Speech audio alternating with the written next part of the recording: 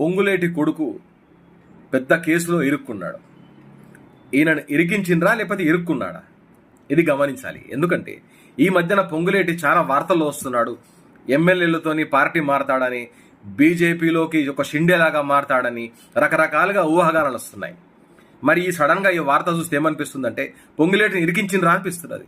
ఎందుకంటే ఒక ప్రభుత్వాధినేత తలుచుకుంటే ఈ పెద్ద కేసు ఇది ముచ్చటనే కాదు. ఒక్క రోజులో ఆయన నిడిపియచ్చు. అది 1,70,00,000 వాచ్ అంతే. ఓ 3 కోట్లు అనుకుందాం. ఈ 3 కోట్ల స్కామ్ పెద్ద ముచ్చట కాదు. ఏదో పకడ్బందీ ప్లాన్తోని పొంగులేటిని ఇరికించిర్రని నాకు అనిపిస్తోంది. ఇది నా ఆలోచన అంతే. ఇది ఒక ఆరోపణ కాదు. ఒక సామాన్య మానవుడిగా నా మనసులోని భావాలను మీకు షేర్ చేసుకుంటున్నా.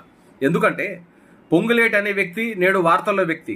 ఈ అధికారం వచ్చిన తర్వాత అతనికి పేరు పరపతి బాగా పెరిగింది. మరి అతనికి నా ఫిక్స్డ్ చేసిన రాని ఒక నా అనుమానం అంతే. అంతకంటే ఎక్కువ ముచ్చట్లేదు.